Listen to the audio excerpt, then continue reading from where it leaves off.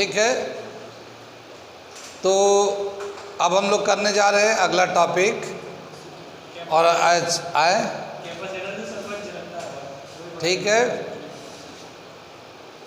तो as usual हम लोग जानते हैं जब वक्त होता है तो एहसास नहीं होता, और जब एहसास होता है तो वक्त नहीं होता। मैं साबिर अली और आप देख रहे हैं ILCC अली क्लासेस, और आज हम लोग करेंगे कैपेसिटर फिज़िक्स 12 क्लास में। उसको हम लोग आज से शुरू करेंगे, देखते हैं उसमें क्या है, किसको कहते हैं कैपेसिटर, क्या क्या कैरेक्टरिस्टिक होता है, वो हम लोग शुरू करने जा रहे हैं। एक बहुत ही अच्छा टॉपिक है कैपेसिटर, और अक्सर कंपटीशन में इसके क्वेश्चन नीट में जेई में आते ही है, मगर पूरे कंसेप्ट को समझेंगे पढ़ेंगे तभी जाके। तो हम लोग देखते हैं कैपेसिटर, हेडिंग डालते हैं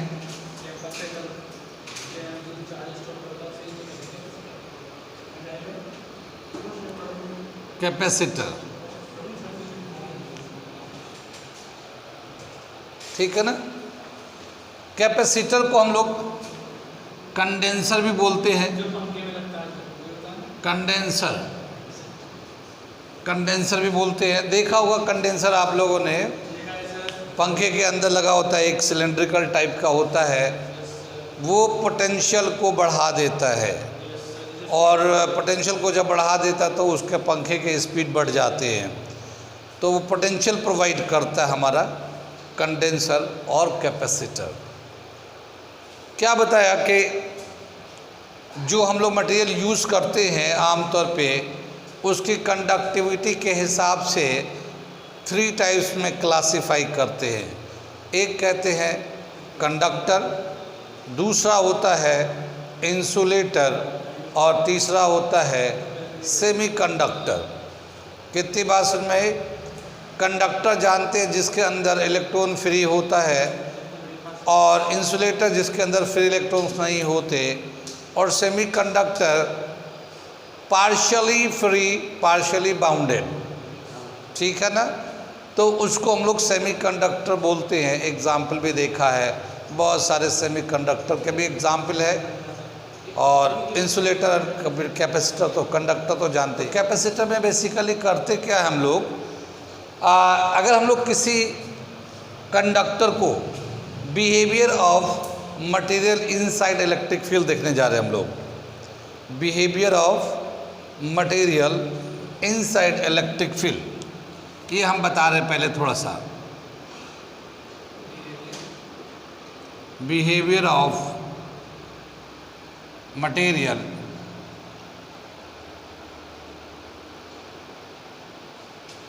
इनसाइड इलेक्ट्रिक फील्ड।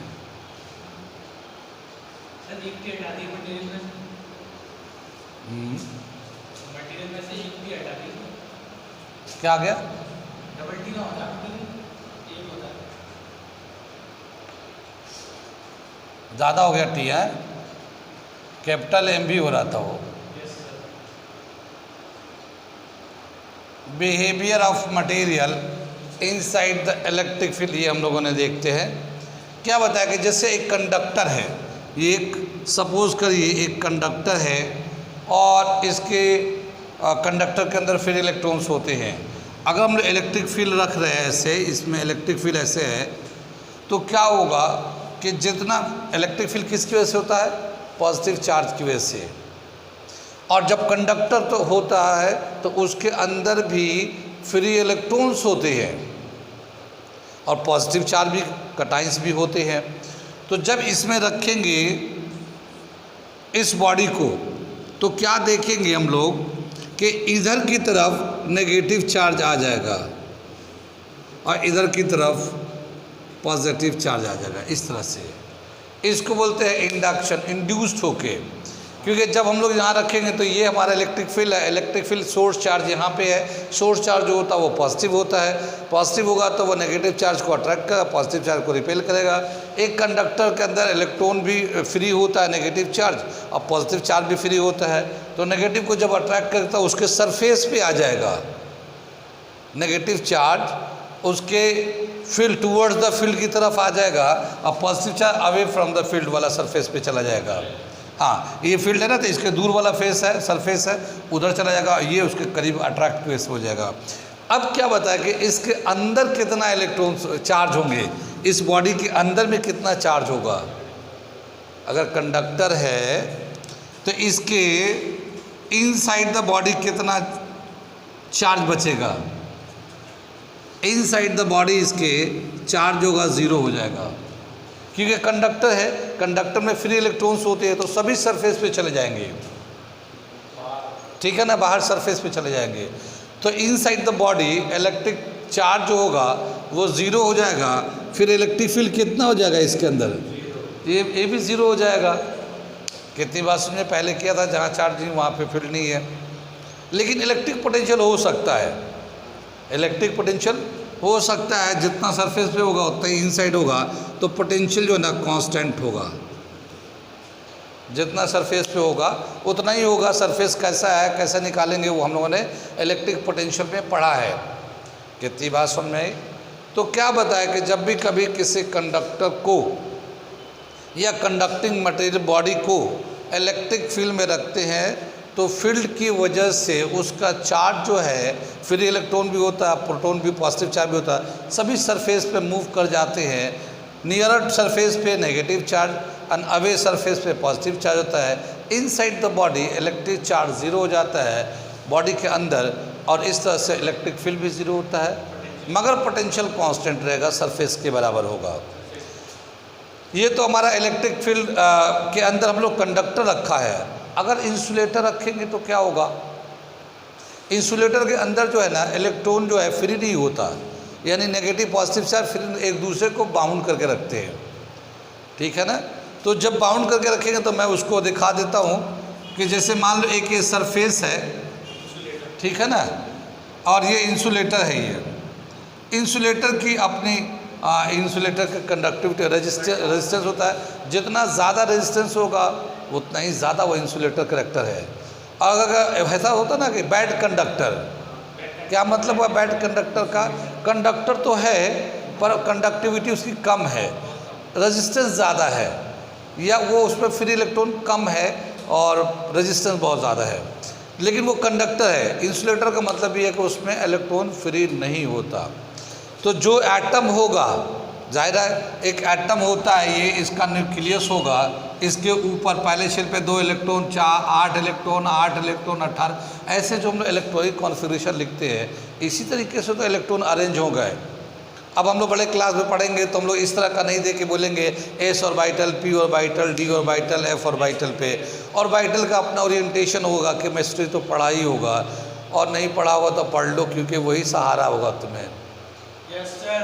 ठीक है, वही डूबते नैया को निकालेगा, आसान में हल्के ना समझो, वही सहारा करेगा। ठीक है,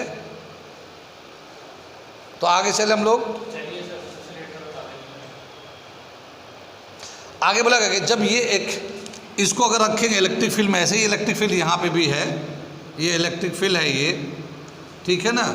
और ये एक पहले जो था एक एटम था, लेकिन फील्ड की वजह से जो पहले एटम मैं यहाँ पे दिखाता हूँ, ये पहले एटम था, इसके अंदर इस तरह से था, यानी सेंटर पे न्यूक्लियस था, न्यूक्लियस पे प्रोटॉन था, पॉजिटिव चार्ज था, और उसके शेल पे इलेक्ट्रॉन रिवॉल्व कर रहे थे, और उसके रिवोल्यूशन की वजह से उस इलेक्ट्रॉन का सेंटर ऑफ मास वहाँ पे लाई करता है जहाँ पे पॉजिटिव चार्ज का यानी न्यूक्लियस का भी सेंटर ऑफ मास लाई करता है, और इस तरह से एक एटम जो ना न्यूट्रल होता है।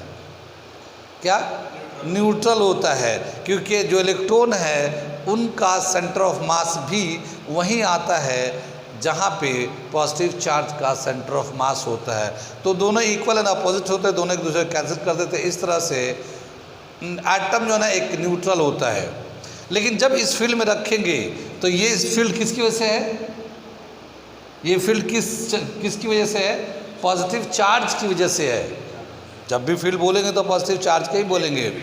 और जब ये पॉजिटिव चार्ज होगा तो इसके अंदर के एटम को पॉजिटिव चार्ज आएगा, उसका फील्ड होगा तो पॉजिटिव को रिपेल कर रहा होगा और उसके नेगेटिव को अट्रैक्ट कर रहा होगा। लेकिन वो फ्री नहीं है तो वो बाहर तो नहीं आ सकता, लेकिन उसका शेप चेंज हो जाएगा एटम का। जैसे यहाँ हमने स्फेरिकल टाइप का, सर्किल टाइप का दे रखा है, इस तरह से स्फेरिकल टाइप का है, लेकिन यही एटम इस तरह से, ठीक है ना, सेपरेट हो जाएगा। इसको हम लोग कहते हैं पोलराइजेशन हो जाएगा, ये पोलर बन जाएगा अब ये, क्योंकि नेगेटिव चार्ज का जितने भी नेगेटिव है सब इधर हो जाएंगे, सारे पॉजिटिव उधर हो जाएंगे, और सारे नेगेटिव का अपना सेंटर ऑफ मास एक जगह हो जाएगा और सारे पॉजिटिव का अपना, तो अलग अलग लेकिन हो गया। और अलग अलग होने की वजह से अब ये पोलर हो जाएगा। कंडक्टर तो नहीं बल, लेकिन अब ये पोलर हो गया। जो न्यूट्रल था वही पोलर हो गया। किसकी वजह से? इलेक्ट्रिक फील्ड की वजह से। मैं एक अलग से बात बता रहा हूँ, इससे कोई संबंध नहीं है, पर मैं एक बात बता रहा हूँ, ठीक है ना।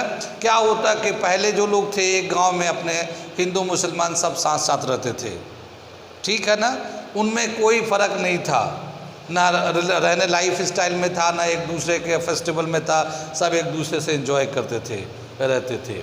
जो भी रहा होगा इस तरह से न्यूट्रल रहते थे। लेकिन जब ये एक्सटर्नल फील्ड में आए, यानी एक्सटर्नल एक मैसेज आया, एक ऐसा लहर चला या जो भी हुआ, अब ये पोलराइज्ड हो गए हैं, बढ़ गए हैं।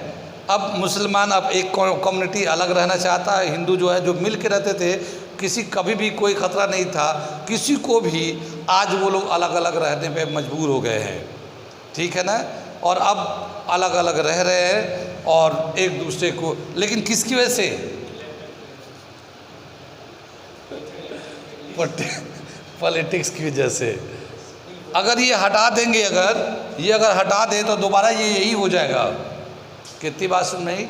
तो जब तक ये है तब तक ये रहेंगे और एक दूसरे को नुकसान पहुंचाते रहेंगे, क्योंकि ये अलग है, ये अलग है, और ये जैसे हटेगा ये फिर ऐसे हो जाएगा, ठीक है।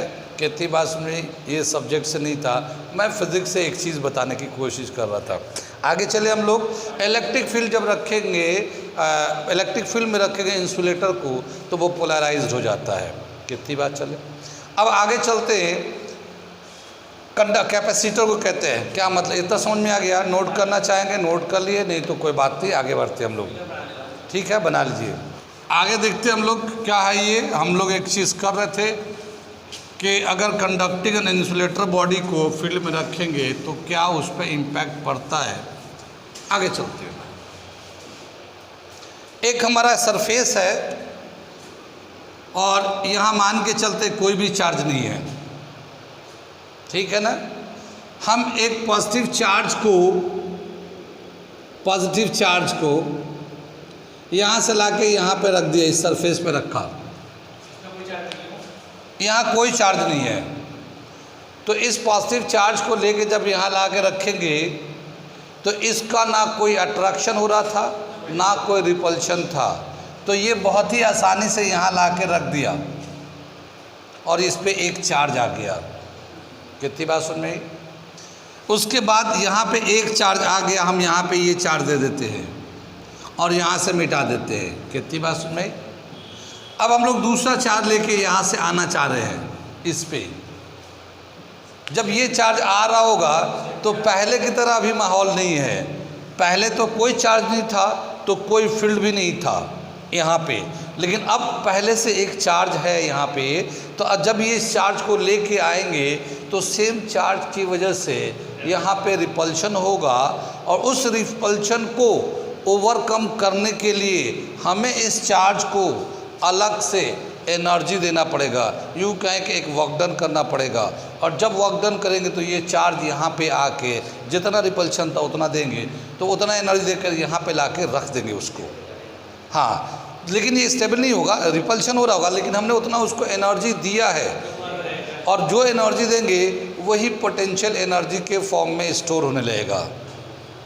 कितनी बात सुन में?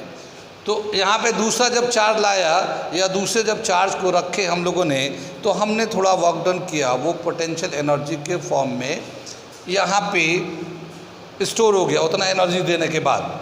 कितनी बार से अब कितना चार्ज हो गया, यहाँ पे 2 चार्ज हो गए, इसको हम मिटा दे रहे हैं, 2 चार्ज हो गए। अब मैं तीसरा चार्ज लेके आना चाह रहा हूँ, ठीक है। तो अब यहाँ पे पहले से 2 चार्ज है, तो कंपैरेटिवली अब स्ट्रॉन्ग फील्ड है पहले के मुकाबले में 2 चार्ज का, डबल चार्ज की वजह से डबल चार्ज का स्ट्रेंथ है यहाँ पे।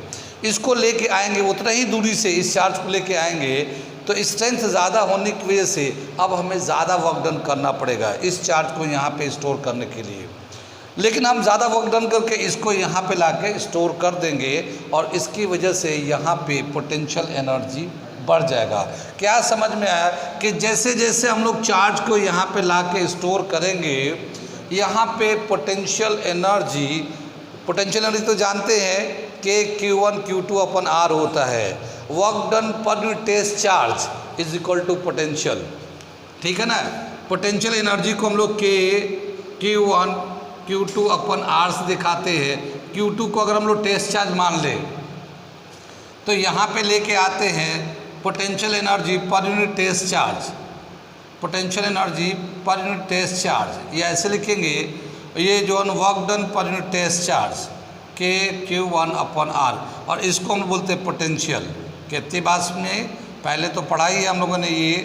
तो क्या समझ में आया, जैसे जैसे हम लोग चार्ज को ला के इस पर स्टोर करेंगे as a whole potential energy बढ़ता है, या फिर वर्क डन कितना वर्क डन करना पड़ रहा है पर यूनिट टेस्ट चार्ज लाने के लिए, वो उतना पोटेंशियल बढ़ जा रहा है। जितना वर्क डन करेंगे उस चार्ज को लाने के लिए उतना पोटेंशियल इस यहाँ पे बढ़ जाएगा। और आहिस्ता आहिस्ता जैसे जैसे चार्ज को इस पर हम लोग जमा करते जाएंगे वैसे वैसे इसका पोटेंशियल बढ़ता जाएगा इस जगह पे। कितनी बात सुन में आई? तो क्या देखा गया कि ये जो सरफेस है, ये जो सरफेस है, इस सरफेस का एरिया कितना है, नेचर कैसा है, ठीक है, और मैग्नीट्यूड ऑफ चार्ज कितना है पहले से या लेके जो रहे, इन सभी के बेस पे यहाँ पे कितना चार्ज स्टोर कर सकते हैं ये पता चलेगा। यानी इस बॉडी पे इसका सबसे जो 2 इम्पॉर्टेंट पॉइंट है वो, एक इसका एरिया कितना है, क्योंकि एक ही जगह पे ला के रखेंगे तो रिपल्शन भी बढ़ने लगेगा। जैसे चार्ज को ला के एक ही जगह पे रखेंगे तो रिपल्शन बढ़ने लगेगा। तो यहाँ ना रख के यहाँ थोड़ा सा करीब कर दिया, यहाँ रख दिया, यहाँ रख दिया, यहाँ रख दिया, ऐसे हम लोग चार्ज को स्टोर करा रहे हैं इस प्लेट पे, इस सरफेस पे, ठीक है ना। तो थोड़ा दूर दूर रहेंगे तो थोड़ा स्टेबल ज़्यादा रहेंगे, बिल्कुल एक ही के पास ला के रखेंगे तो वो रिपल्शन भी बढ़ता जाएगा उसी हिसाब से। कितनी बात में, तो इस सरफेस का एरिया कितना है और इस सरफेस का नेचर कितना है, उसके हिसाब से हम लोग इस पे चार्ज उसी के प्रोपोर्शनल उतना चार्ज हम लोग इस पे स्टोर कर सकते हैं। और जितना हम लोग चार्ज को स्टोर करेंगे उसी के प्रोपोर्शनल इस पे पोटेंशियल डेवलप होता जाएगा। और इसी को हम लोग बोलते हैं capacitor. Capacitor a device which can store charge is called capacitor, ठीक है ना। जितनी पोटेंशियल बढ़ेगी उतनी इसमें एनर्जी बढ़ती जाएगी। हाँ, जितना हम लोग चार्ज को स्टोर करते जाएंगे उतना ज़्यादा पोटेंशियल बढ़ता जाएगा। कितनी बात में। तो क्या दे रखा है, Q is directly proportional to potential. जितना ज़्यादा चार्ज को हम लोग स्टोर करते जाएंगे उतना ज़्यादा पोटेंशियल बढ़ते जाएगा, ठीक है। कैपेसिटर को कैसे बुलाएंगे, a device which can store charges, which can store charges is and increases its potential, increases its potential. Potential is called capacitor, ठीक है ना। ये मैंने इसी में लिख दिया, कोई बात नहीं। यहाँ पे Q is directly proportional to potential हो गया। जितना ज़्यादा हम लोग चार्ज को स्टोर करेंगे उतना ज़्यादा पोटेंशियल इसका बढ़ता जाएगा। इस प्रोपोर्शनलिटी को हटाने के लिए एक कांस्टेंट यूज़ करेंगे, वो है C। ठीक है, और इस C को बोलते हैं कैपेसिटेंस। कैपेसिटेंस, ठीक है ना, कैपेसिटेंस कहलाता है। जैसे होता ना प्ले और एक होता प्लेयर। प्ले में और प्लेयर में क्या फ़र्क है? जो खेलता वो प्लेयर होता है और प्ले खेल होता है। ठीक है ना, ऐसी बोला कैपेसिटर जो चार्ज को स्टोर करेगा, ज़्यादा से ज़्यादा स्टोर करे, जितना भी स्टोर करे वो कैपेसिटर कहलाएगा। लेकिन कैपेसिटेंस कहलाता है जो चार्ज स्टोर करे। ठीक है ना, जो भी चार्ज स्टोर करे, कोई भी बॉडी है जो चार्ज स्टोर करे वो कैपेसिटेंस है। और जो चार्ज को स्टोर कर रहा है वो कैपेसिटर कहला रहा है। कैपेसिटेंस का यूनिट होता है फैराड, यूनिट ऑफ कैपेसिटर। ये फैराड होता है, ठीक है ना। लेकिन फैराड जो ना एक बड़ा यूनिट है, तो उससे छोटा भी लेते हैं हम लोग यूनिट। तो क्या होता है, दूसरा यूनिट लेंगे तो मिली फैराड, माइक्रो फैराड, मिली फैराड। मिली फैराड होता है 10⁻³ farad. Micro farad, micro farad 10⁻⁻6 farad. और एक होता है पिको फैराड, पिको फैराड। इसको माइक्रो फैराड भी बोलते हैं, माइक्रो फैराड भी बोलते हैं। ठीक है ना, हाँ वो आ गया, फैराड भी बोलता है। 10⁻⁻12 फैराड के बराबर होता है पिको फैराड को। कितनी बात सुन रही? तो फैराड के बहुत सारे जो कैपेसिटेंस के बहुत सारे यूनिट्स होते हैं। फैराड होता है, फैराड लेकिन बड़ा होता है, तो मिली फैराड भी, माइक्रो फैराड भी, पिको फैराड भी, इस तरह से कई सारे फैराड्स के यूनिट को यूज़ करते हैं हम लोग। कितनी बात सुन में आई? आगे चले हम लोग। देखो कैपेसिटेंस और कैपेसिटर में क्या फ़र्क है वो हम थोड़ा बताते हैं। आगे चलते हैं, यहाँ पे इधर से मिटा दे, मिटा दूँ सर? ओके, इधर से मिटा दे रहा हूँ, इधर से मिटा दे रहा हूँ। अभी एक चीज़ और लिखना बाकी है यहीं से।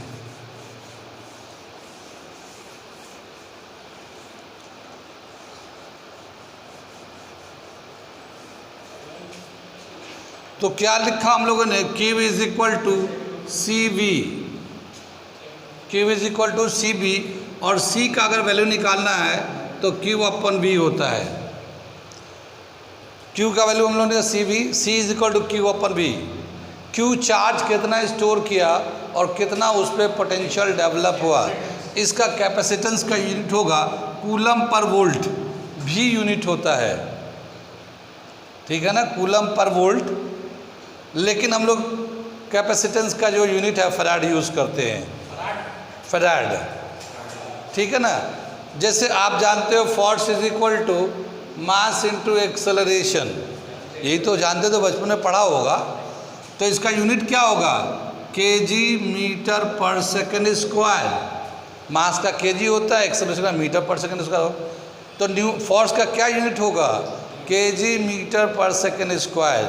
लेकिन फोर्स के बारे में बहुत डिटेलिंग किया, बहुत सारा जानकारी दिया न्यूटन ने, तो इसीलिए न्यूटन भी यूज़ करते हैं। तो अब बहुत बच्चों को यही पता नहीं कि kg/s² फोर्स का यूनिट होता है, क्योंकि वो न्यूटन ही पढ़ते चल रहे हैं। ठीक है ना, अगर हम लोग kg/s² बोल देंगे तो वो सोचने लगे ये किस चीज़ का यूनिट हो गया।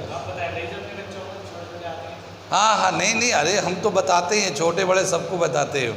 ठीक है, हम तो बड़े को भी चेक कर लेते हैं कि बड़े तो हो गए पर कुछ है भी या नहीं। ठीक है ना, तो इसी तरह से बोला कैपेसिटेंस का जो यूनिट है कूलम पर वोल्ट भी है, लेकिन चूंकि फैराड एक स्टैंडर्ड एसआई यूनिट बनाया गया है, तो एसआई में फैराड चलता है। फैराड बड़ा होता है तो मिली, माइक्रो, पिको फैराड का है।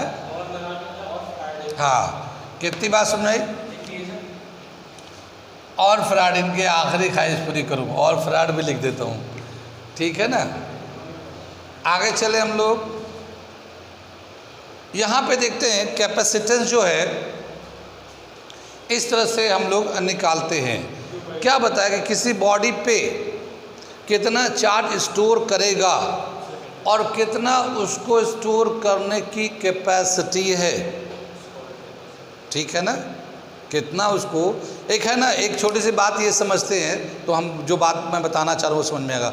मान लो एक यंग लड़का 18-20 साल का है, ठीक है, खेल कूद के आया है तो उसको भूख लगेगा, तो उसका रोज़ का नॉर्मल अगर मान लो कि खेलने जाता, खेल के जब आता है तो नॉर्मल वो 5 से 7 रोटी खा लेता है, ठीक है ना, 5 से 7 रोटी खा लेता है। मैं एक एग्जाम्पल बता रहा हूँ, तुम महाबत्तीसा मत देखा वे, ठीक है ना। लेकिन मान लो उसे 5 रोटी मिलना नहीं मिल रहा, गरीब बच्चा है या किसी तरह से और कोई वजह है, 2 ही मिला, तो क्या मतलब हुआ कि 2 से उसका पेट तो नहीं भरा पर 0 से बेटर तो है कुछ, ठीक है ना। वैसे उसकी कैपेसिटी 7 रोटी खाने की है, हाँ, 60 रोटी अगर मिल जाए तो उसका पूरा फुल हो जाएगा। तो ऐसे ही बोला कोई भी बॉडी है उस पर चार्ज जब स्टोर कराएंगे तो कितना हम चार्ज दे रहे हैं उस पर एक अलग चीज़ है, और कितना वो मैक्सिमम स्टोर कर सकता है वो एक अलग चीज़ है। मैक्सिमम स्टोर करने की जो कैपेसिटी होगी वो उसकी मैक्सिमम होगी। हम कितना दे रहे हैं, मैक्सिमम के बराबर दे रहे हैं या हाफ दे रहे हैं या क्वार्टर दे रहे हैं, जितना भी चार्ज देंगे उतने चार्ज की वजह से उस पर पोटेंशियल डेवलप होगा, लेकिन वैसे उसकी मैक्सिमम कैपेसिटी अलग है। कितनी बात में, तो 2 चीज़ें हैं, हम कितना चार्ज दे रहे हैं उसकी अपनी पोटेंशियल डेवलप होंगे उसकी वजह से, और कितना उसका अपना कैपेसिटेंस है। कैपेसिटेंस मतलब उसके मैक्सिमम कितनी कैपेबिलिटी है चार्ज को स्टोर करने के लिए without ionisation of air. Ionisation of air क्या मतलब हुआ कि जैसे एक बॉडी है उस पर चार्ज रख रहे हैं, जाहिर है रिपल्शन भी होगा क्योंकि चार्ज पॉजिटिव ला के रख रहे हैं हम लोग, जैसे हमने बताया।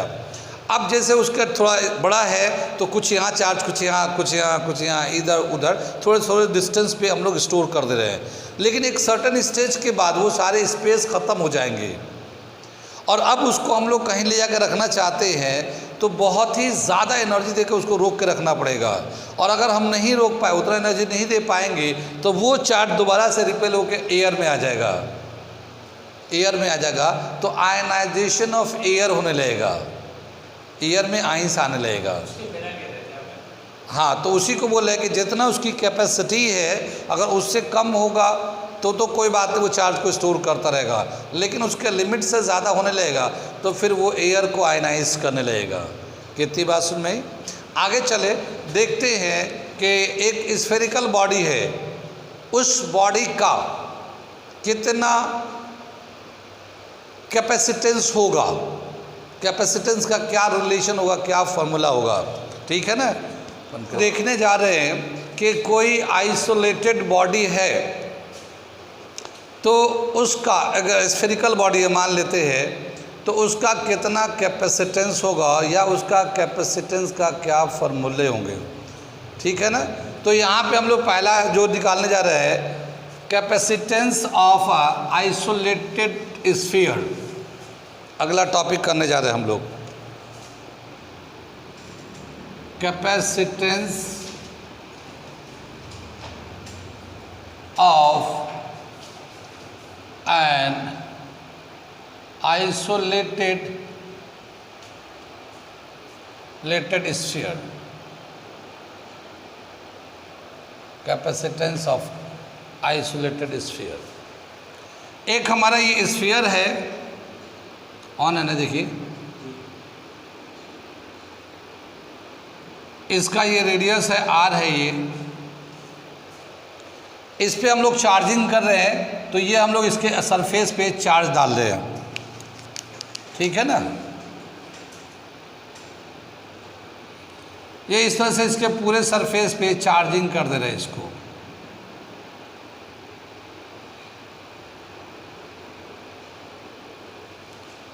ठीक है। सरफेस के ऊपर चार्ज आ गया, सरफेस के अंदर चार्ज नहीं होगा क्योंकि ये आया होलो स्फीयर ले हम लोग अभी। कितनी बात सुन में आई? तो जो टोटल चार्ज इसको स्टोर किया गया है, total charge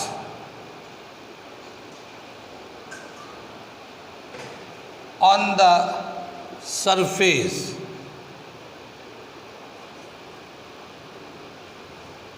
of the holosphere is Q। ये हम लोगों ने होलोस्फीयर का इलेक्ट्रिक पोटेंशियल भी निकाला है।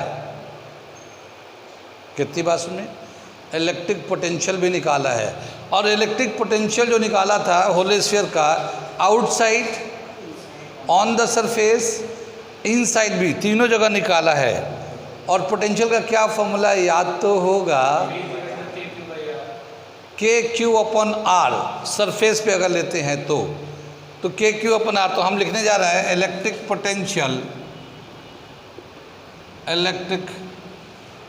Potential on the surface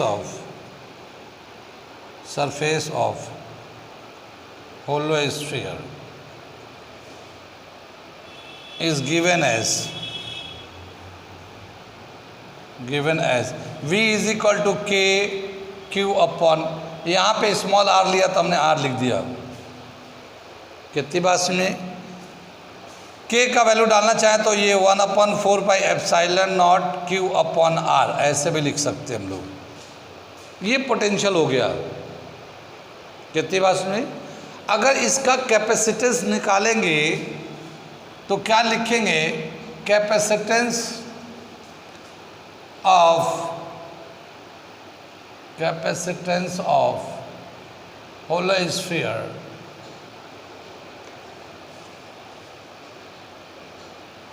is equal to C is equal to Q upon V। ठीक है ना, Q अपन V, Q तो इतना ही है और V कितना जगह, के क्यू अपॉन आर ले लेते हैं इस तरह से। ये जो Q से Q है कैंसिल हो जाएगा, R अपॉन K आ जाएगा। ये K का वैल्यू कितना, ये 1/4πε0 है ना। तो 4πε0 भी ऊपर पहुंच जाएगा और क्या आ जाएगा 4πε0 इंटू आर। तो C का जो कैपेसिटेंस ऑफ आइसोलेटेड स्फीयर जो होता है 4πε0 इंटू आर, ये रिलेशन आया हमारा। कितनी बात समझ में आई? और ये जो कैपेसिटेंस है किस पे डिपेंड कर रहा है, आर पे। आर का मतलब इस जो होलोस्फीयर का रेडियस है उस पे डिपेंड कर रहा है। इधर से मिटा दूं मैं, ठीक है ना, इसको मिटाता हूं मैं। नोट करते चलिए, बहुत ही अच्छा लगेगा ये। जैसे हम लोग आगे बढ़ते जाएंगे ये भी अपना रंग बदलता जाएगा और आप भी अपना रंग बदलते जाना, तभी फिर रंग में रंग बदलेंगे, मज़ा आएगा। कितनी बात में here C is directly proportional to R, ठीक है ना। Capacitance is directly proportional to radius of hollow sphere, ठीक है। अगर छोटा होलोस्फीयर होगा तो उसका कैपेसिटेंस कम होगा और बड़ा होलोस्फीयर होगा तो उसका कैपेसिटेंस ज़्यादा होगा, ठीक है। सो लार्जर holosphere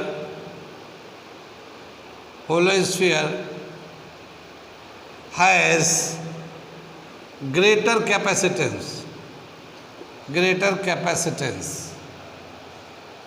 ठीक है ना। और वाइस वर्सा, समझ में बात आई ना। ज़्यादा छोटे से बड़ा अगर हम लोग लेंगे तो कैपेसिटेंस जो है ना बढ़ता जाएगा। जैसे मान लो ये छोटा है, इसका कैपेसिटेंस इसका उससे ज़्यादा होगा, इसका उससे ज़्यादा होगा, इसका उससे भी ज़्यादा होगा। तो कैपेसिटेंस जो है ना बढ़ता चला जाएगा इस तरह से, ठीक है, क्योंकि ये रेडियस पे डिपेंड करता है। आगे चले पीछे चले, आगे चलते हैं, समझ में बात आ रही है? ठीक है, मिटा देते हैं इसको। आगे दो चीज़ें देखते हैं। अर्थ तो देखा ही होगा, ठीक है ना, देखा है पक्का। अच्छा अच्छा, अर्थ के बारे में एक चैप्टर है 11th क्लास में, नाम है उसका ग्रेविटी, पढ़ा तो होगा, पढ़ा है, गुड गुड। तो अर्थ का एक स्फीयर टाइप का है, तो अर्थ का रेडियस भी होगा। अर्थ का रेडियस कितना? रेडियस ऑफ अर्थ कितना? आज देखो, अभी तो कह रहा हूँ, हंस रहे थे मुझ पे कि मैं बच्चों वाली सवाल पूछ रहा हूँ कि अर्थ देखा है नहीं देखा है। अब मैं पूछ रहा हूँ कि अर्थ का रेडियस कितना कितना बता रहे आप? 64,000 यूनिट बताइए आगे, सेंटीमीटर, मीटर, हाँ, किलोमीटर। इन्होंने कहा है 64,000, मैं डिलीट कर दूंगा इसको, ठीक है ना। तो इसका जो अर्थ का जो रेडियस होता है 6,400, यानी 6,400 किलोमीटर होता है, रेडियस ऑफ द अर्थ होता है। आगे चले हम लोग, आगे चलते हम लोग अगला टॉपिक कर रहे थे, क्या बताए थे कि रेडियस ऑफ द अर्थ कितना होता है? Radius of the earth 6,400 kilometre है। अगर मीटर में करेंगे तो 6.4 10⁶ मीटर में आ जाता है ये, ठीक है। अगर अर्थ का कैपेसिटेंस निकालना चाहें, यानी अर्थ पे कितना चार्ज को स्टोर कर सकते हैं, वो भी तो एक स्फेरिकल बॉडी है अर्थ हमारा, तो अर्थ का कैपेसिटेंस निकालते हैं। अर्थ जो है एक स्फेरिकल बॉडी है, तो ये कितने चार्ज को स्टोर कर सकता है, इसका हम लोग कैपेसिटेंस निकालने जा रहे हैं। तो कैपेसिटेंस ऑफ द अर्थ, ठीक है ना। और अर्थ चूँकि एक स्फेरिकल बॉडी है, तो उसका जो है फॉर्मूला क्या हो जाएगा? 4πε0 इंटू आर ले लेते हैं, radius of the earth capital R से दिखा दिया। कितनी बात सुन रहे हैं? और 4πε0 का कितना वैल्यू हो जाता है हमारा?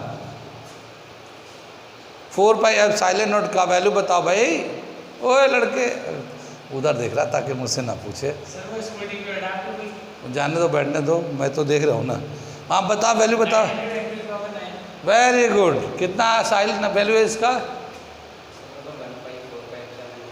वो 1/4πε0 का वैल्यू होता है 9 × 10⁹ और ये है 4πε0, तो वो वैल्यू हो जाएगा 1/9 × 10⁹, ये वैल्यू हो जाएगा इसका।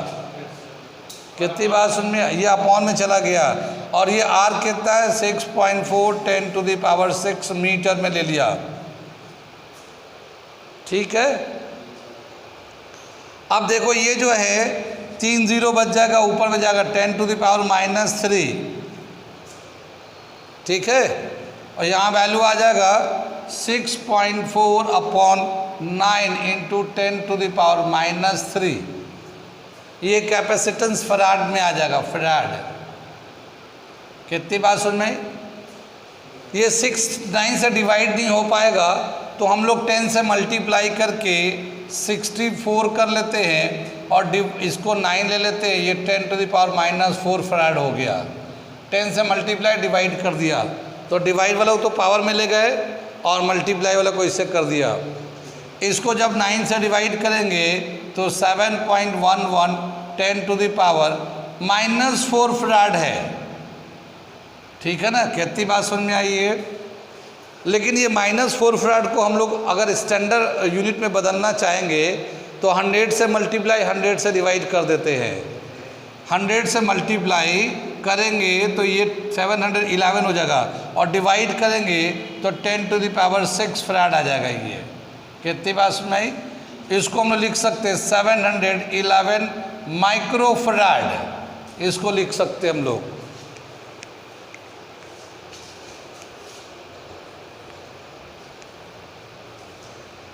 तो अर्थ का कैपेसिटेंस कितना है?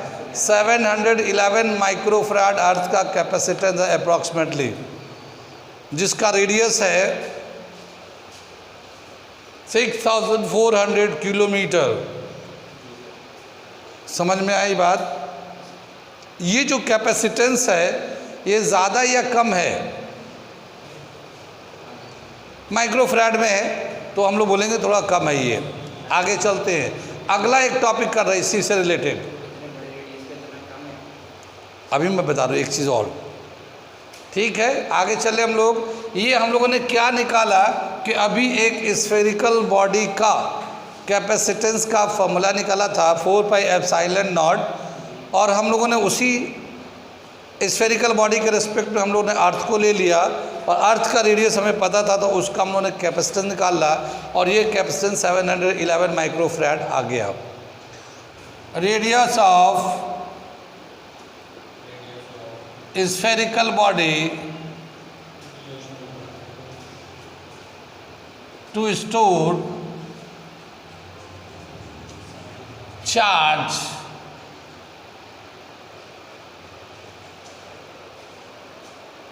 to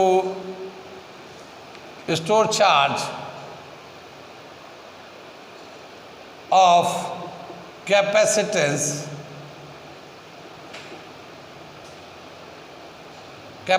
1 farad। 1 farad का कितना चार्ज स्टोर करे, या कितना रेडियस होना चाहिए कि 1 farad उसका कैपेसिटेंस हो जाए, ये समझ लें। ठीक है ना? आगे चले। कैपेसिटेंस का, स्फेरिकल बॉडी का कैपेसिटेंस का क्या फॉर्मूला होता है? Capacitance of spherical body, hollow spherical body, capacitance of hollow spherical body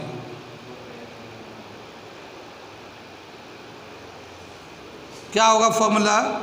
4πε0 into are, यही तो होगा भाई। ठीक, हमें आर निकालना है तो आर इज इक्वल टू क्या हो गया? C/4πε0, यही तो होगा।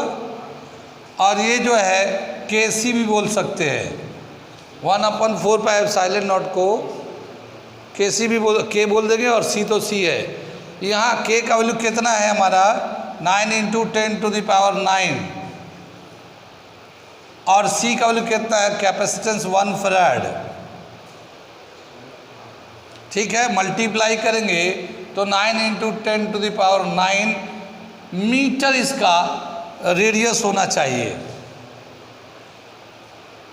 ठीक है, 9 × 10⁹ मीटर। अगर हम लोग रेडियस को यहाँ पे किलोमीटर में कर दे, किलोमीटर में करना चाहते हैं तो कितना जगह? 9 × 10⁶ किलोमीटर। कितनी बात सुने? 9 × 10⁶ किलोमीटर। अब बताना है कि ये अर्थ के रेडियस से ज़्यादा या कम है? ये बहुत ज़्यादा है, क्योंकि अर्थ का जो रेडियस किलोमीटर में लिया है तो 6400 किलोमीटर है। कितनी बात सुन में? अगर हम लोग कंपेयर करें रेडियस ऑफ अर्थ के रेस्पेक्ट में, तो radius upon radius of earth, radius of the earth, ठीक है ना? ठीक है ना? तो ये कितना आ जाएगा? 9 × 10⁶ है किलोमीटर में, और ये 6400 किलोमीटर। 2 0 से 2 0 कैंसिल हो जाएगा, अभी भी 4 बचेगा। तो 9 पे 4 0 लगा देते ऐसे, और 64 से डिवाइड कर देंगे। ठीक है ना? अगर मान लो ये 64 की जगह पे 60 ले लेते, 1 0 ऐसे काट लेते हैं। अभी हम लोग 9 को, ये 6 को काटेंगे तो ये 15 आ जाएगा। लगभग कितना रेडियस होगा? 1500 टाइम्स। या ये रेडियस, ये तो रेडियस था, और ये रेडियस ऑफ द नीचे अर्थ है, रेडियस ऑफ अर्थ है इज इक्वल टू 1500। और अगर आप रेडियस ऑफ अर्थ को उधर करेंगे तो रेडियस ऑफ अर्थ का 1500 टाइम्स ज़्यादा रेडियस का एक स्फीयर होना चाहिए, तब जाके उस पर 1 फैराड चार्ज स्टोर कर पाएगा। आप समझ रहे हैं कितना बड़ा है चार्ज 1 फैराड का यूनिट। कि अर्थ जैसे 1500 अर्थ मिला दें, यूँ समझिए अर्थ जैसे 1500 अर्थ्स को मिला दें तो जो बड़ा साइज़ बन के आएगा, वो तो बड़ा तो बनेगा नहीं, छोटा ही रह जाएगा क्योंकि हम लोग जानते हैं, लेकिन फिर भी अर्थ के रेडियस का 1500 टाइम्स बड़ा अगर कोई रेडियस है तो उस पर 1 फैराड चार्ज स्टोर कर सकता है वो। तो 1 फैराड चार्ज कितना बड़ा होता है ये समझ में आया। लेकिन अर्थ इटसेल्फ कितने चार्ज को स्टोर कर, उसकी कैपेसिटी कितनी है? अर्थ का 711 माइक्रोफैराड उसकी कैपेसिटी है। अर्थ की कैपेसिटी कम है 711 माइक्रोफैराड। आगे चले, बहुत कम है ये। आगे चले, कितनी बात समझ में आई है? आगे बताया क्या कि जब भी कभी हम लोग चार्ज को स्टोर करते हैं किसी बॉडी के ऊपर, तो जाहिर है हम लोग उसको चार्ज जैसे पहले 0 होता, कोई चार्ज होता, फिर दूसरा लेके आते हैं, फिर तीसरा लेके आते हैं, तो रिपल्शन बढ़ते जाता है, हमारा रिपल्शन बढ़ता जाता है। और रिपल्शन ज़्यादा होने की वजह से हमें एनर्जी ज़्यादा देना पड़ता है चार्ज को स्टोर करने के लिए, ज़्यादा स्ट्रॉन्ग वर्क डन करना पड़ता है, ठीक है ना। फिर भी हम लोग बहुत ज़्यादा चार्ज को स्टोर नहीं कर पाएंगे क्योंकि वो पॉजिटिव चार्ज रिपेल करते हैं। तो क्या बताया कि जो बॉडी पे चार्ज हम लोग स्टोर करते हैं नॉर्मल, वो बहुत ही कम चार्ज स्टोर हो पाता है, जबकि बहुत हम लोग वर्क डन करते हैं लेकिन चार्ज बहुत ही कम स्टोर हो पाता है।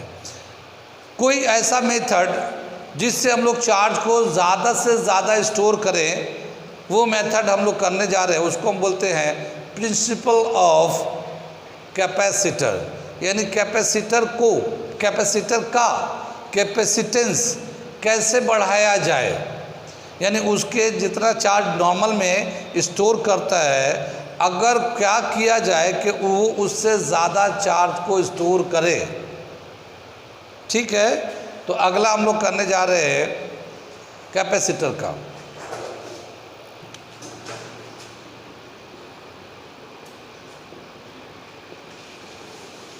Principle of capacitor. क्या प्रिंसिपल का मतलब कुछ तरीके हैं, कुछ मेथड्स हैं, कुछ अरेंजमेंट है।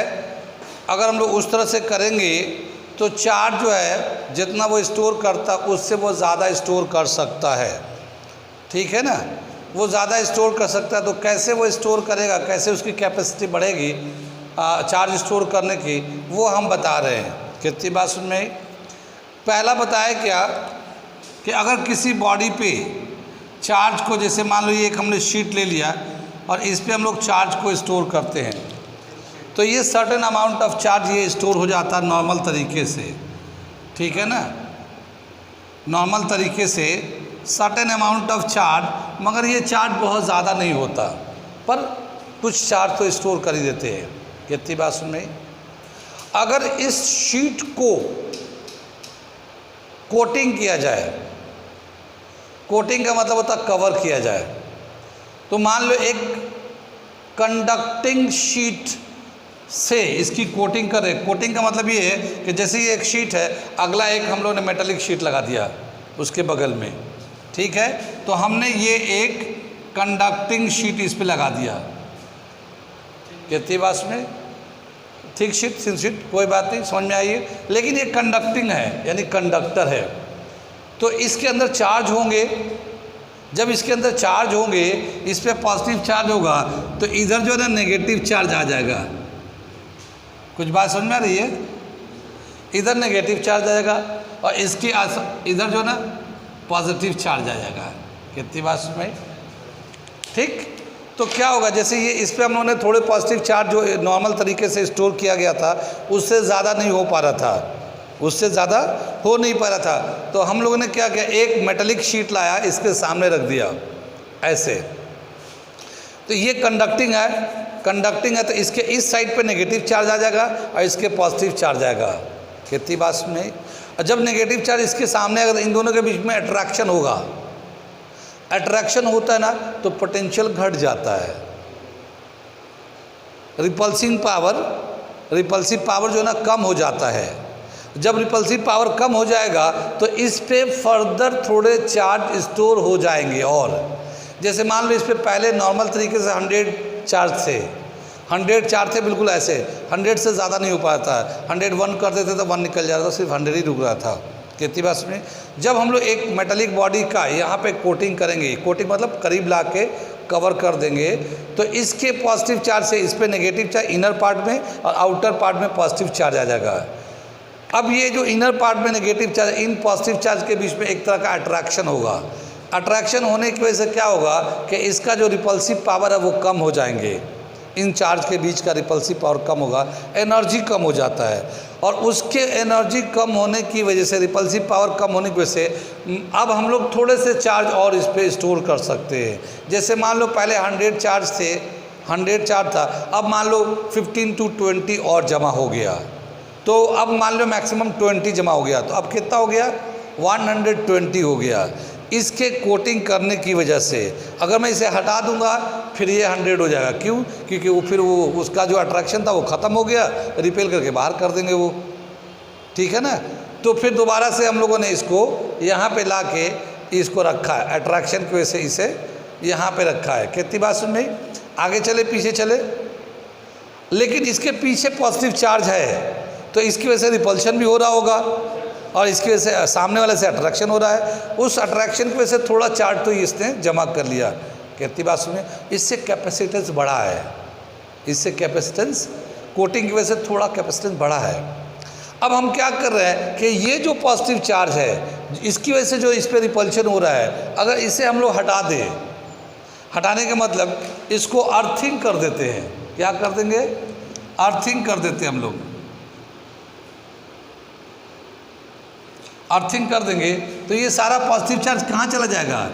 अर्थ में चला जाएगा ये, ठीक है। तो अब यहाँ पे कोई भी पॉजिटिव चार्ज नहीं बचेगा।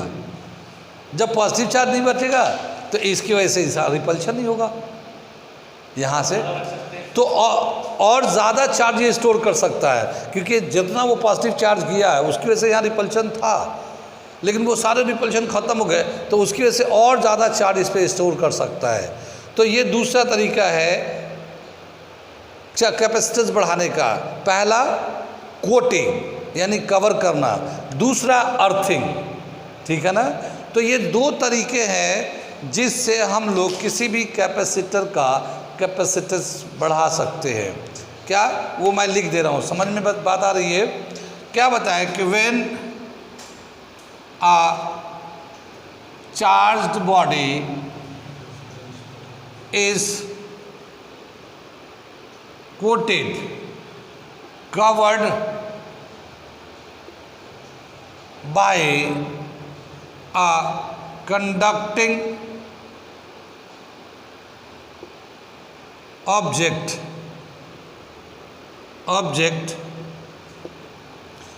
it induced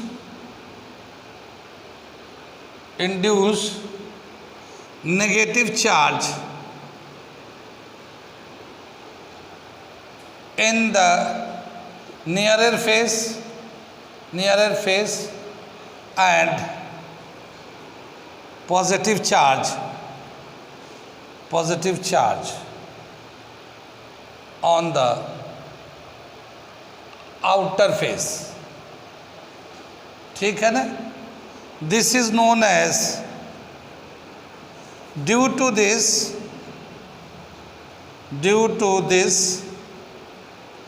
some more charges can be stored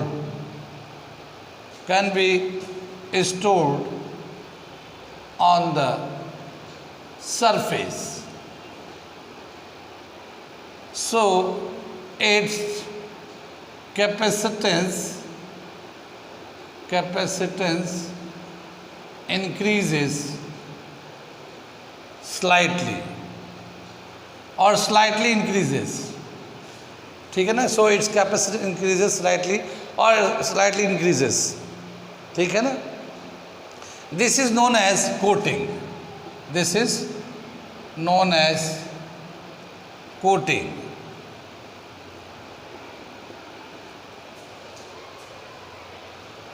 Now when the outer surface, when the outer face of conducting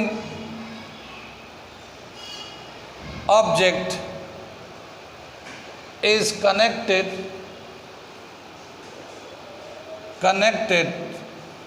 to the earth,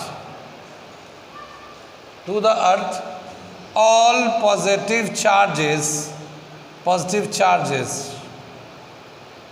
goes to earth, goes inside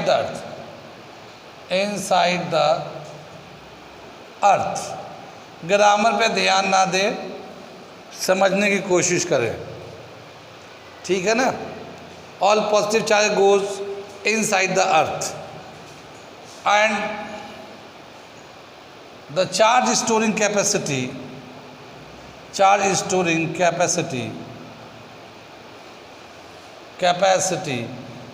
increases, ठीक है ना.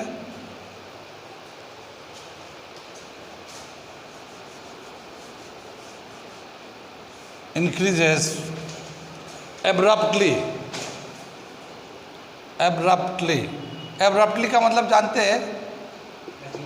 हाँ, अच्छे से मतलब सडनली बढ़ जाता है बहुत सारा. हाँ, बढ़ जाता है, सडनली बढ़ जाता है बहुत सारा, ठीक है ना. Abruptly. Both coating and earthing are the methods by which capacitance of a body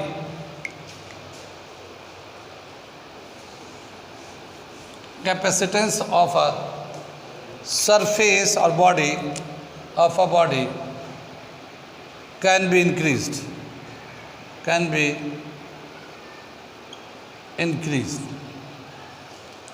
ठीक है, कितनी बात सुन में. ये बोला क्या कि ये दो मेथड है कोटिंग एंड अर्थिंग, जिससे इसका कैपेसिटेंस को बढ़ाया जाता है. अब हम लोग इसका देखेंगे कि जब हम लोग अर्थिंग, कोटिंग एंड अर्थिंग करते हैं तो क्या कैपेसिटेंस हो जाएगा बढ़ के, ठीक है ना. अब उसको एक दो ड्राइव करेंगे हम लोग, ठीक है ना. आगे चलते हैं उनको दिया.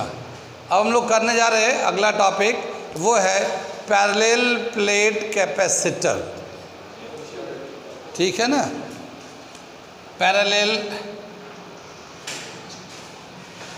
प्लेट कैपेसिटर, ठीक है. कितनी बात सुनी. ये दे रखा है.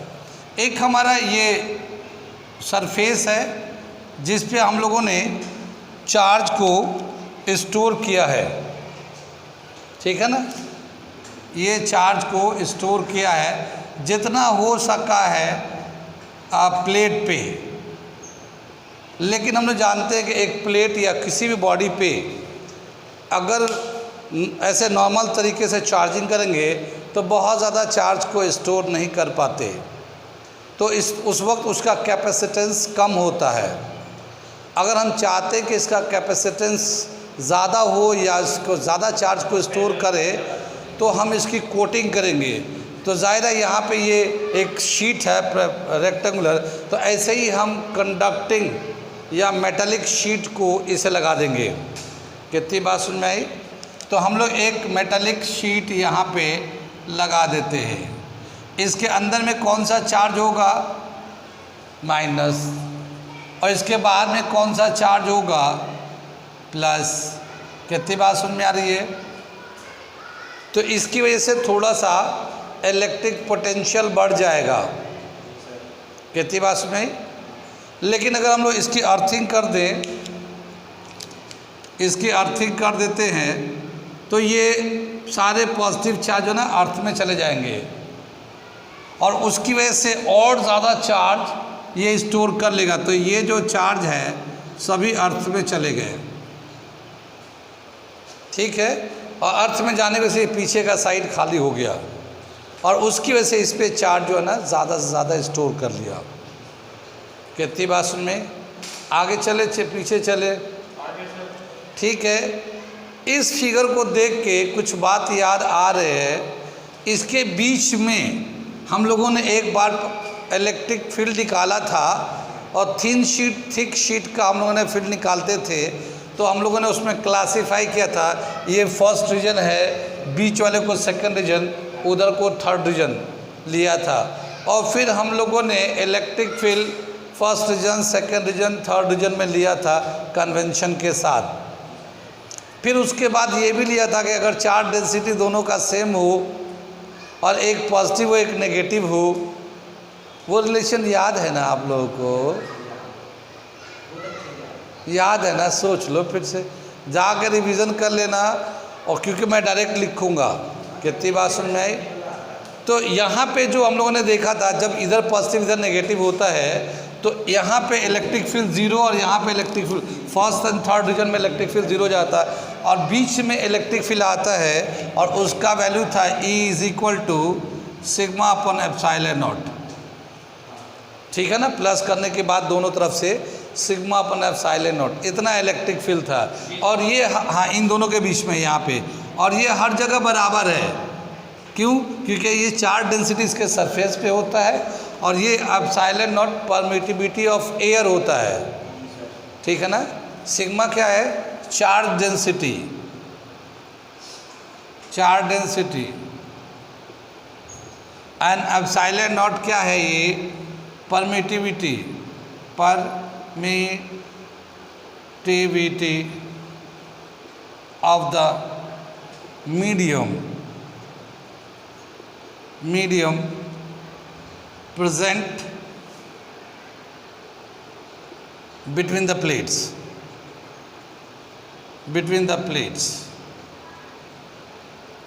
यहाँ पे एयर है, ये नॉट लगाया ना तो ये एयर लगा ले लिया हम लोगों ने।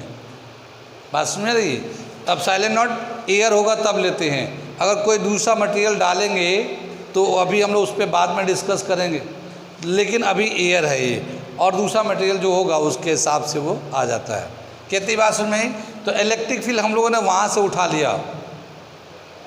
कितनी बात समझ में आई? आगे चले। इलेक्ट्रिक फील्ड अगर इतना है तो पोटेंशियल कितना होगा, ये हम लोगों ने एक रिलेशन था, relation between electric field and potential, ठीक है ना। रिलेशन क्या दे रखा है? Relation between electric field, relation between electric field and potential. ये चूँकि कांस्टेंट है तो ये चेंज नहीं होगा, तो E = V/R ले लेंगे। कितनी बात समझ यार? dV/dr माइनस में लेते थे, माइनस में लेते थे डायरेक्शन के हिसाब से, लेकिन वो डायरेक्शन जब वो लेते थे जब घटता बढ़ता था इलेक्ट्रिक फील्ड कि इधर से इधर जा रहे हैं। यहाँ तो हर जगह इतना ही आएगा, इलेक्ट्रिक फील्ड हर जगह इतना ही आएगा, घटेगा ना बढ़ेगा। तो ये कांस्टेंट है, E = V/R ले लिया। R का मतलब क्या हुआ है? डिस्टेंस। लेकिन यहाँ पे हम लोग क्या करेंगे, इन दोनों प्लेट के बीच में जितना डिस्टेंस है इसको हम लोग D से ले लेंगे। क्या ले लेंगे? इन दोनों प्लेट के बीच का जो डिस्टेंस है उसको D से ले लेंगे। तो इसे बदल के V/D कर लेंगे, R को रिप्लेस कर देंगे D से। कितनी बात सुन रही? तो V = क्या होगा? E × D हो जाएगा। V = E × D, और E कितना है? σ/ε0।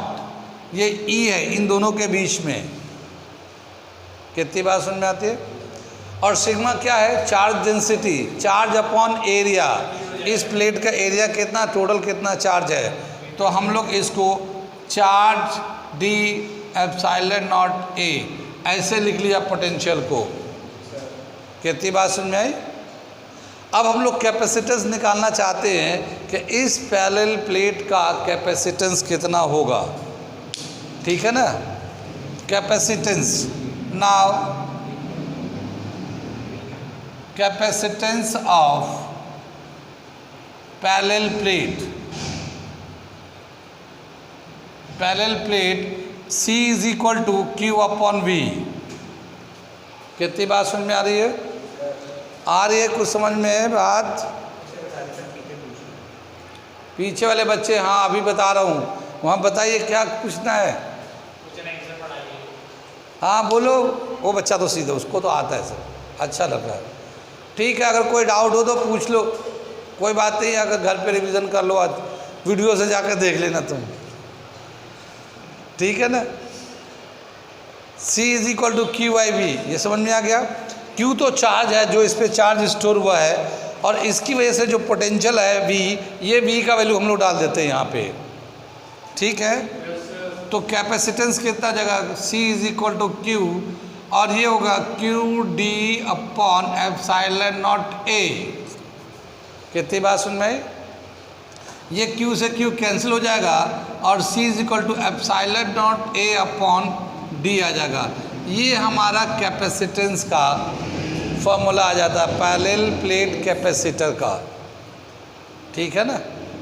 Parallel plate capacitor. लेकिन यहाँ पे हम लोगों ने ये यूज़ किया है कोटिंग एंड अर्थिंग, दोनों यूज़ किया है, वरना ये जो एक सिंगल प्लेट होता तो ये इतना चार्ज स्टोर नहीं कर पाता। अब किस किस पे डिपेंड करता है ये देखिए, पैरेलल प्लेट कैपेसिटेंस किन किन पैरामीटर्स पे डिपेंड करता है? एरिया ऑफ प्लेट्स से डायरेक्टली डिपेंड कर रहा है। C is directly proportional to area of plate, यानी छोटा प्लेट होगा तो कम कैपेसिटेंस होगा, बड़ा एरिया होगा तो ज़्यादा कैपेसिटेंस होगा, ठीक है? दूसरा, inversely proportional to distance between this plate, ठीक है ना? तो यहाँ पे C is inversely proportional to D है, ठीक है? Inversely proportional to D। ओ लड़के, डिस्टर्ब कर रहा, ठीक से बैठो, ठीक है? C is inversely proportional D, क्या मतलब हुआ कि D कम होगा तो C ज़्यादा होगा। ये डिस्टर्ब कर रहा है लड़का, देखो कंसंट्रेशन नहीं हो रहा है इसका, फोकस करो, फोकस, बड़ा ध्यान में ही ज्ञान है। कितनी बात समझ में आई? ध्यान में ही ज्ञान है, जो देगा ध्यान उसी को मिलेगा ज्ञान, और जितना देगा ध्यान उतना ही मिलेगा ज्ञान। थोड़ा ध्यान थोड़ा ज्ञान, ज़्यादा ध्यान ज़्यादा ज्ञान, क्योंकि ध्यान में ही ज्ञान है। देखो मैं पढ़ा रहा हूँ, इतने सारे बच्चे पढ़ रहे हैं, वो देखो वहाँ तक, लेकिन सबका सिलेक्शन नहीं होगा, जबकि मैं ही पढ़ा रहा हूँ, इसलिए कि इनमें सब लोगों का अलग अलग परसेप्शन है समझने का, और वो अपने अपने तरीके से समझ रहे हैं। मैं कुछ कर रहा हूँ, वो कुछ कर रहा है, देखो वो तो फिर वो देखो बातें मिला रहा है लड़का, ठीक है? तो जब प्रॉपर जिनका कंसंट्रेशन होगा, जो मैं बताना चाह रहा हूँ उसी हिसाब से जाके प्रैक्टिस रिवीजन करेंगे, तभी कामयाबी मिलेगी, वरना फिर ऐसे ही रहेगा। तो ध्यान दो, क्या बता रहे थे आपने? पैरेलल प्लेट अगर करीब होंगे, डिस्टेंस कम होगा तो कैपेसिटेंस ज़्यादा होगा, और डिस्टेंस ज़्यादा होगा तो कैपेसिटेंस कम होगा। ये दो पैरामीटर पे पैरेलल प्लेट कैपेसिटर डिपेंड करता है। कैसा लग रहा है ये लेक्चर? अच्छा लग रहा है तो अच्छे को समझ में आ रहा है तो आप इस चैनल को लाइक करो, शेयर करो, सब्सक्राइब करो, अपनों को भी करो, गैरों को भी करो, ठीक है ना? दूर का रिश्तेदार हो या करीब का रिश्तेदार हो, सब लोग करो, मिल के करो, ठीक है? ओके।